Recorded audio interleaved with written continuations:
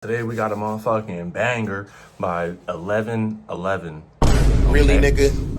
Why Playboi Carti cut off Pierre Bourne? I don't know why my boy Pierre got stopped fucking with Playboi. I wonder this shit too. So let's dive into this. Let's see what they talking about, man. Say what up to the captain, I'm slim. That shit got me in her captions and shit. Carti and Pierre Bourne were once the hottest duo in hip-hop. However, fast forward to today, and not only have they not worked together in over 5 years, but now Carti's new album, Music, just became the first project of his career without a single beat produced by Pierre. Carti and KP, that's like Carti and Pierre. In addition to this new snippet, basically confirming that their run is over, and that Pierre has been replaced by guys like KP and Filthy. Just 2 weeks ago, when a fan also sent this DM begging him to reunite with Carti, trust me when I say this, Pierre typed back, "I've been trying for years." So, what actually happened between Carti and Pierre? And then, more importantly, will they ever work together again? I thought I had Pierre, but the label tricked me, Carti rapped back in 2020. But despite missing out on signing Pierre Bourne to his Opium record label, telling Complex, quote, "I slept on the decision, but when I woke up, he was signed to a major label." This definitely didn't stop Carti and Pierre, though, from not only shifting the sound of rap music, with even their unreleased leaks going #1, but also at the same time, forming a very close friendship. Since 2017, before Carti's album, the self-titled Playboi Carti album, before that, music didn't sound the way it sounds now. Like it's proof, like this. It was like Magnolia and Woke Up Like This created like a ripple effect in the world, and everyone just copied after. Tired when you gone. I need all my fudge. Let me do the last verse. I need all my fudge. That's history right there, Chad. Carti and With literally Pierre, hours of man. footage together, it's obvious that their relationship went much deeper than just platinum records. However, although this also makes their fallout and recent absence from each other even more of a mystery. In order to fully understand, first we have to go back to the beginning.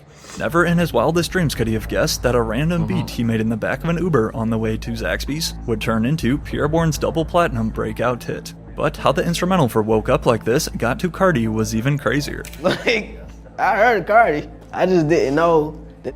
I thought they fell out, chat. I thought they fell out because Carti went on some, let me make sure I say this right, rainbow flag, vampire looking ass, you know what I mean? Tight leather, chains, weird outfits. I don't know. I think he wasn't feeling his new look. I don't know. Let's see what they say. I just didn't know that he did my beat until after the fact. It was on the internet. It was like an academics post. And I was going to the studio and I seen K Supreme, and K Supreme told me, "Yo, Carti did your beat." I gave him the beat. And I was just like, I got mad. I was like, what the? Cause like, I be big on communication. Back in 2017, Pierre Bourne had just made the tough decision to quit his engineering job with Epic Records in Atlanta. Having landed the gig through some connections to friends, it was instead a different connection though with K Supreme, who you may know as Lil Yachty's close associate, which changed Pierre's life forever. At the same time, this snippet video here of Carti playing Woke Up Like This blew up all over the internet, was also the moment Pierre realized his beat, which was intended for K Supreme, had instead found its way to Playboi Carti. And not just him, but also Lil Uzi Vert. With these two snippets going viral, the song was then released as an official single on SoundCloud, the first ever collab between Carti and Pierre. However, unless you were to look at the production credits, you wouldn't know. "I'm looking like, damn, I wish they would have put produced by Pierre or something," he said. Like, yo, that shit's crazy, that's my beat. Yet, in addition to receiving no credit on SoundCloud, Woke Up Like This also does not include a single producer tag throughout the 4-minute track. Thus, when the time then came to work on their next Billboard charting smash, Magnolia, only a few weeks later, Pierre was careful not to make this same mistake. And I was recording them this Put time, that right? So I was in like, that yep, bitch. put my tag all on this. Hell nah, I was like, y'all ain't gonna do me like Woke Up Like This. I wasn't there. I never got to send in the full beat. That's just spammed, nigga. Rather than Playboi Carti's voice or any type of instrument, the first thing that you hear when you press play on what is still the 4th most streamed song of Carti's career is instead Jamie Foxx, sampled from the old Jamie Foxx show, which would quickly become Pierre Bourne's iconic tag. Yo, Pierre, you wanna come out here?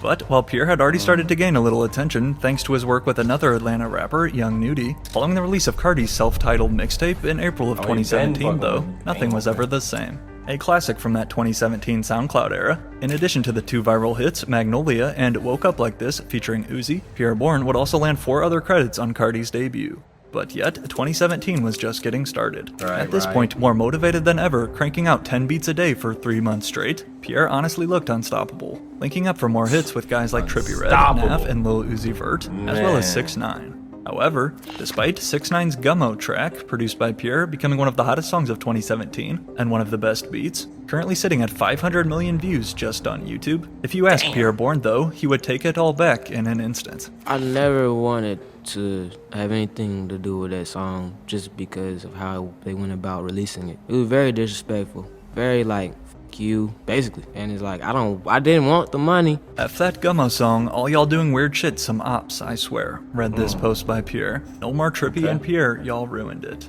Upset that his beat for Gummo unfortunately got sent to 6ix9ine by Trippie Redd without his approval. Meanwhile though, in the case of Tory Lanez, another rapper who wanted a beat from Pierre, despite getting denied, at least Tory reached out. Yo, Tory Lanez wanted to know if you could use the Magnolia instrumental for a remix, and if you could send it to him, came this text message that Pierre shared. Can't do it, he typed back.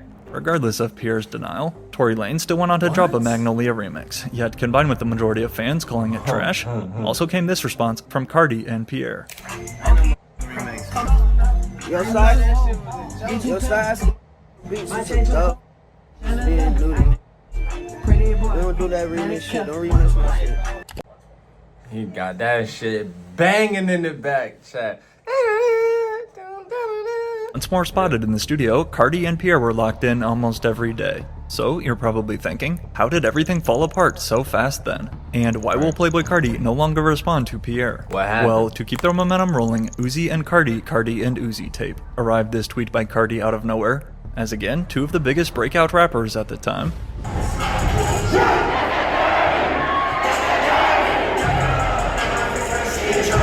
With the title 1629 and reference to both artists' neighborhoods. And then, to complete the Dream Team trio, Pierre Bourne was also set to handle the majority of 1629's production. How do we know? Simply look no further than the multiple leaks from this era, including Break the Bank, Big Bank, and Throw It Up to name a few, all produced by Pierre. Yet, unfortunately, along with the 1629 tour getting cancelled soon after it was announced, due to Uzi claiming, quote, he needed to focus, as a result, this collab album would sadly get scrapped too, robbing us fans of a potential classic. If I could drop a collab album right now, I'd probably drop. The first collab album I want to drop is 1629. That's you and Carti, right? You tell me. But before the year of 2017 was finished though, Pierre Bourne still had one more big move up his sleeve. In September it was announced that he had officially signed his first ever record contract with Interscope, but instead of a producer, as a rapper. In addition to making beats, Pierre Bourne has also been a rapper himself, ever since he formed a rap group with his friends back in high school called the Bourne Ones. And not only was his hard work paying off, signing to a major label now, but the news also came that Pierre was launching his own record imprint too, called Sauce House, with this logo right here. Now, you're probably wondering how things could possibly get better than this for Pierre Bourne. However, prior to getting left off of Carti's latest album for the first time in history, 2018 though was somehow even bigger for Pierre. Although 1629 got shelved, when the time then came for Playboi Carti's debut studio album, this was essentially a Carti and Pierre collaboration. In my opinion, what remains Playboi Carti's best project to date, dropped as a surprise in 2018. Literally, of the 19 total tracks that we hear on Die Lit, 15 of them feature production by Pierre Bourne. Damn. And Die Lit definitely has some T-Lop 4 beats on there. So it's stuff that you already recorded too? Yeah, like where my album was, where at that time where I was like, all right, it's done, these are the songs for it. I might have played a beat and he'd be like, nah, I won't do that one. And in my mind, I'm like, damn, that's one of the songs on the album.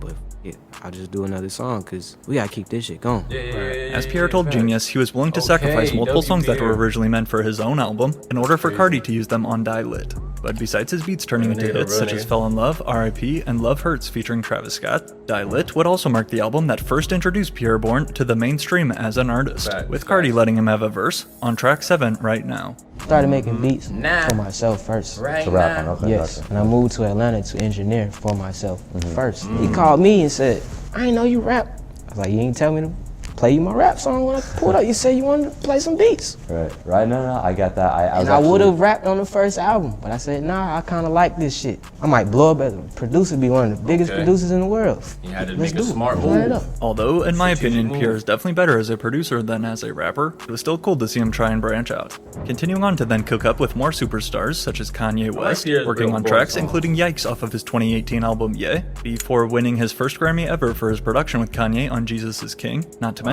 also producing the underrated Travis Scott single titled Watch, and another leaked Carti grill, Cancun, in 2018, which went viral all over social media. Walk around them bills, walk around them bills. By 2019, Pierre Bourne was one of the most Around popular them producers in the entire industry, and for good reason. That shit was Locking in banger. next on his own debut album, The Life of Pierre 4, a series named after Kanye's Life of Pablo, while of course still making sure not to stop his growing list of mainstream hits, placing 4 credits on Eternal Take with Uzi, a beat for Juice WRLD's Bad Boy that was released later on. Before then, at least as it initially seemed, He had mad production Juice all WRLD over beats. Whole Lotta Oh, that Red. was Nick Mirror. I just got some money, Whole lot of so you red. know what I mean? I'm trying to drop my shit in the next 60 days.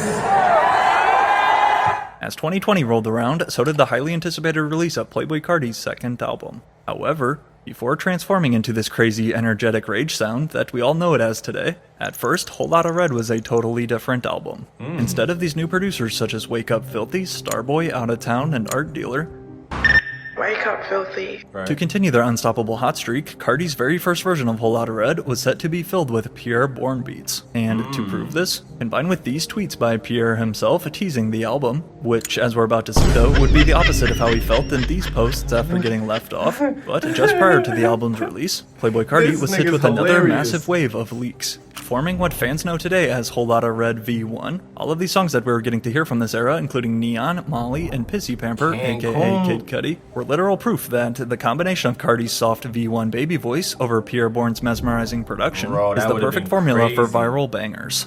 When I first heard this shit, I'm like, man, what the fucking Carti talking about, man? This nigga sound like a whole damn. That's what I said. I said he sound like a goddamn baby. So I had to just keep listening to it. And I had to goddamn stick my ear to the damn song and hear what the fuck he was saying and shit. You feel what I'm saying? Once I heard it, I'm like, oh, okay. Well, it kind of fact it sound kind of, you feel what I'm saying? Like different type shit.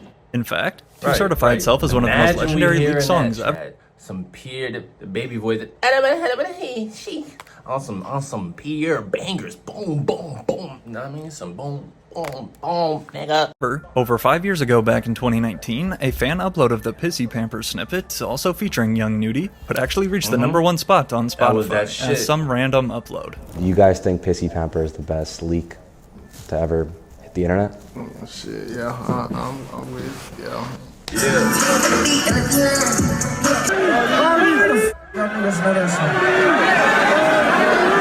With all these unreleased leaks How blowing the up fuck and y'all know fans that knowing song? every lyric by heart, it made sense why this was what we were That expecting the shit final Whole fire. Lotta Red album to sound like. However, while Right. these surface songs would also keep delaying it even longer, as we finally crept closer to the album's Christmas Day drop, it was obvious that everything was changing. But what did this mean for Pierre? What I said earlier, I don't have a lot of rapper friends, but I have hundreds of producer friends. Yeah, right. That's who I keep. It's not even me taking my time and saying, oh, I'm gonna wait a year to drop my shit. I'm with a different producer Yeah. every day. And it's like, damn, I'm like, damn, this is the sound right here. With Playboi Carti, quote, working with Okay. a new producer every day Liking at all this the point, different as songs. 2020 went on, this was when Whole Lotta Red V2 took formation. In the spring, we did get a new single called At Me, not produced by Pierre, but rather Jetson made. Before then, Remember that. in May, a new Carti feature with Drake, with production by Pierre Bourne, titled Pain 1993, in reference to their friend Ian Connor. Although there is also a leaked version out there with him doing a more normal voice. According to these text messages between Drake and Ian Connor, it was actually Ian who didn't like Carti's OG voice and asked him to redo it using his baby voice. Pain 1993 debuted at number 7, surprisingly marking the first Billboard Top 10 entry of Carti's career. However, while the world was starting to ain't warm even up to heard that this song new yet. baby voice, after later going live on his Instagram right before his album's release, previewing multiple snippets like Stop Breathing and showing off his bright red hair, Breathing. combined with the news too that Kanye West was now executive producing the project, fans no longer had any idea what to expect. Crazy watching all my moves. My bitch say I dress real nice, dress cool. If Rick don't cut you and check, you better sue. When Whole Lotta Red finally released on Christmas of 2020, rather than He the was original snapping on V1 that version, one. I like Carti's that sophomore album would only include 2 beats produced by Pierre Bourne, I Love You, I Hate You, and Place, an old leak which Carti decided to throw on the track list, just with now a weird 5-second break in the beat's intro. He cut off. He cut But off. in addition to the very shit. mixed reaction from fans after its release, such as the hashtag WholeLottaMid trending Christmas morning, while not exactly saying any words, these 2 tweets were then posted by Pierre on December 25th, appearing to be sad since he was barely featured on the final track list. However, at least at first, Pierre tried to remain optimistic. Me and Carti got way more music though, said Pierre, downplaying his notable decrease on Whole Lotta Red. We locked in the majority of last year, so him just putting those 2 songs on the album, he's just playing with the world. He's holding on to all the music we got. If he thought Carti was holding on to their music back then though, as we're about to see in a sec, his new album has 0 Pierre songs. But following Whole Lotta Red, the only other Pierre and Carti release was Switching Lanes, another old track they had recorded and leaked back in 2019, before finally placed on the Life of Pierre 5.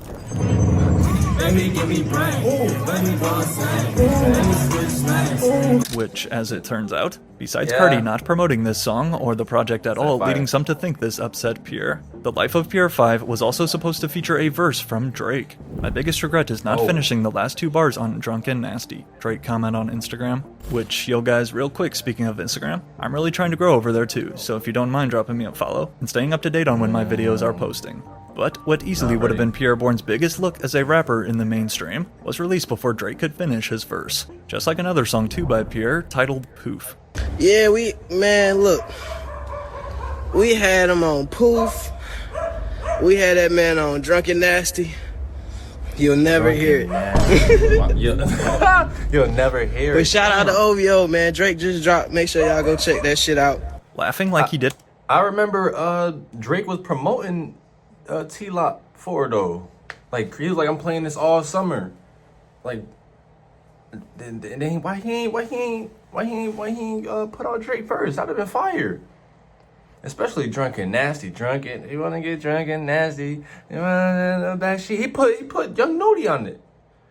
Wow. Then just fumbled potentially 2 of his biggest hits. With Pierre's decision though to focus on his own album and improve as an artist, this left fans unsure of the future. And only a short time later, Pierre would then say this about his relationship with Playboi Carti. We don't even be around each other like that no more.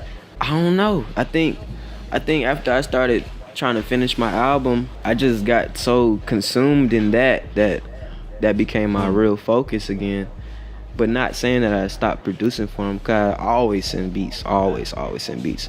But I noticed I don't have to physically be there. Admitting that the 2 aren't as close anymore as they used to be. Although he was still sending him beats, it was clear that by hearing everything Carti was releasing, Carti's sound was distancing even further from Pierre's. One thing you definitely have to give Playboi Carti credit for is that he's always looking for ways to evolve and not stay stagnant. And with this rage-inspired release, honestly influencing an entire new generation of rappers, including Yeet, who has even used Whole Lotta Red, Playboi Carti can keep tight for some of his biggest hits, which I've covered in another video. However, while up to this point things still look... Yeah, nah, we rebuked that, chat. Fuck that. That's not the Carti I like. I like the 2016, 2018 Carti, man. This Carti and this Uzi, pack both of them up. Pack them up and ship them out. Resend them back the way they came. Fuck you talking about? I don't know what happened to them. 2021 was when the disses started flying. Would you ever want to be on a Pierre beat? One fan asked Ken Carson on Twitter, to which the Opium artist then typed back, nope. That dude told me I wasn't on the same level as him. Ever since that day, I've been going up. No beef, but I just wouldn't feel comfortable working with him. Although we're about to learn in a sec that this is... Which is crazy, because I remember watching a Astro Dior video, and he was saying most of these artists and producers is dickheads and assholes, and he said Pierre Bourne was one of them. So we gonna see. Now a lie, as the 2 have seemingly made up. Besides this interaction, he burned his own bridge. Well, on Instagram, going back and forth about who actually started wearing what shoes first, and Pierre saying Ken is really his son. Only a month later, though, came what many saw as a sneak diss from Carti himself. On April 2nd, 2021, Pierre Bourne released the new music video for his song, For You. However, that only shit. a few hours later on this same day, Playboi Carti then decided to release the new music video for his hit song Sky with no prior announcement. Considering that whole lot of red. Oh nah, he dropped a banger right after. That was disrespectful, because For You was really leaked mad long ago. He dropped Sky. Oh my god. Had dropped over 4 months ago in December. For Carti to post on the exact same day as Pierre, who shares a similar audience, was indeed a little strange. But was Carti really trying to overshadow Pierre on purpose? Well, if you ask Pierre himself, bro really don't want to see me glow, this shit written. Claiming that Carti doesn't want to see him win, although fans were still left with little answers, the Opium disses did not stop there. What you want the public to call you, like Opium J? You can call me Jay. Yeah? Jay, but Opium Baby too. It's my art handle. Yeah? Opium Baby. Yeah. Following some shade by Opium Baby, who is Playboi Carti's close friend and co-founder of the Opium label. After he threw some shade towards A$AP Rocky for allegedly leaking one of their songs, Pierre Bourne was quick to jump into the conversation. Don't bite the hand that feeds you, essentially telling them not to be mad at A$AP Rocky, who has played a huge part in Carti's entire career. Pierre too, Opium Baby tweeted back, I had to beg bro to let you in the studio. Don't bite the hand that feeds you. I just seen you in New York in the studio and I tried to glue this shit back together for you. Bro ain't checking for you, boy.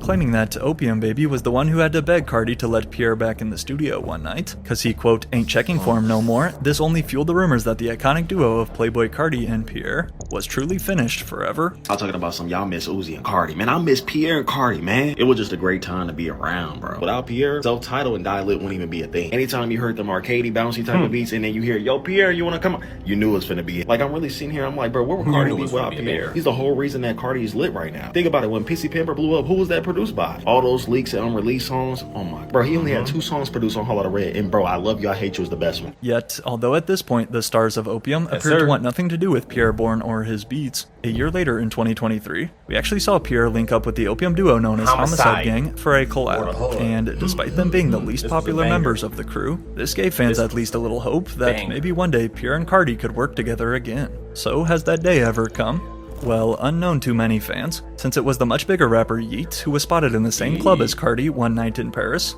and while I've also made a video diving into their strange history, what was far less reported that night was Pierre Bourne also being in that same club too. That's Yeet. However, after reading his tweet about being in the middle of the crowd and hiding like Homer Simpson, this left fans confused. Was this Pierre saying that he was trying not to be seen by Carti? Or, considering they were only a few feet away from each other, had he finally reconnected in person with his bro? Still to this day, unless you were there, we don't know what went down at this club that night. Yet, crazy. Only a few months later though, in October of 2024, in an attempt to put some of the rumors to rest, Pierre Bourne took to his Instagram with 1 million followers to say this about Carti. Alright. Y'all gotta stop the bullshit with the Carti shit, man. We locked in for life. What's wrong with y'all niggas, man?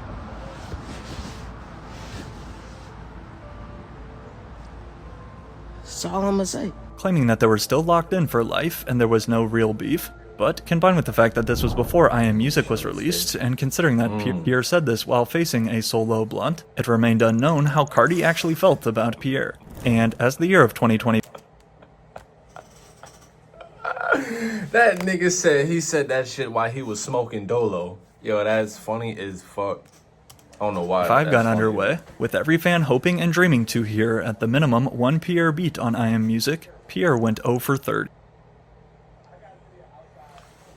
0 for 30? On what? Over the years, it's even more surprising to see that 0 stick out next to his latest. However, what made fans then turn confused though, was seeing this post on Playboi Carti's story, just days after the album released, sharing with us a DM from Pierre congratulating him on the new project, continue inspiring and putting smiles on so many faces, to which Pierre also reposted on his story and added these 2 emojis, including the infinity symbol. Yet, despite Carti also typing at Pierre Bourne 4L, as other fans point out, this is like when you text your ex happy birthday, his first time acknowledging Pierre in like 4 years. Now, whether this interaction was truly genuine or simply for show is up for you to decide. But only a month later in April, after fans noticed that Pierre had liked this picture of Ken Carson, speculation started swirling that Pierre and Ken may have possibly made amends to their past beef. And soon reposting this album promo, to much surprise, included on Ken Carson's 2025 album More Chaos, at track number 21 is Ghoul, with a super spooky beat produced by Pierre Bourne. Seeing Pierre work with Ken for the first time felt like a big step in the right direction. However, just a few weeks ago though, back in the beginning of September, a fan had sent this DM to Pierre saying, "We need him back in the lab with Carti." To which Pierre replied, "Trust me when I say this, bro, but I've been trying for years." Yo, Pierre just said he been trying to get in the studio with Playboi Carti for years. Like, I'm pretty sure we all know that Carti did move on and elevate his sound to something completely different. I don't think we're gonna get this duo ever again. Pierre probably do be sending him beats here and there or whatever, but they haven't been to the stew in years. And Pierre's just making it clear. I think we all pretty much know how this is gonna play out. While the answer to why Playboi Carti does anything is always a mystery every single time, I think this quote from his interview with Kid Cudi is actually our best evidence to point to. When asked the motivation behind his decision to work with a total of 23 producers on Whole Lotta Red, you got rappers who like being around rappers, and then you got rappers like me who like being around producers. I'm always looking for that new sound, Carti said. I'm a producer head, that's what I love. Adding, I'm never stuck on one producer either. I ain't never dropping an album without popping a new producer. So, although yes, there has likely been more that went down behind the scenes, aside from their petty back and forth moments that we just learned, the truth is, Playboi Carti has seemed to simply just move on from Pierre Bourne and his beats. As an artist like Carti who is always pushing his sound further on each album, this also means working with different production. Carti and KP, yeah. That's like Carti and Pierre. I done broke out the rules. Comparing him and KP Beats as the new Carti and Pierre duo, who, if you don't know, KP Beats is responsible for tracks such as Vamp Anthem, Jennifer's Body, and Different Day. And once the snippet surfaced, it was time to accept the new reality. The moment I heard Carti and KP, it's like Carti and Pierre, I knew for a fact it was over, one fan comments. In the meantime, Pierre has quietly been expanding his long list of collabs, adding new names such as Yeet, as well as a session with popular underground rapper Netspend. So, while it is also normal that two adults grow apart from each other over time as they get older, is there any chance at all that Pierre and Carti could reunite? Back in June, Pierre Bourne dropped his new album Made in Paris, but while not one of the 17 songs featured Playboi Carti, as we can see by posts such as this one on Twitter, asking if they have any purple YVL hats available, which is Carti's Young Vamp Life, or this repost on his story wanting to get the trio back together. Clearly, if it were up to Pierre, I think he'd be working with Carti as we speak. However, despite having played key roles in each other's careers, now it's just a question if Playboi Carti will answer his phone. Yeah, that's from. Oh, okay, so I kind of was right. You know what I mean? Playboi Carti on his vamp baby voice rage bullshit, and my boy Pierre like, nigga, I got these wavy ass beats for you, nigga. There's some shit that can go with your voice, and he like, nah, I want some. Hey, you know what I mean? I want some rage, some bullshit. He want that piercing and the nah, I'm not doing all that. Just go ahead. I think we might as well just pack that up. You know what I mean? It's over. It's over. Just like this motherfucking video, it's over.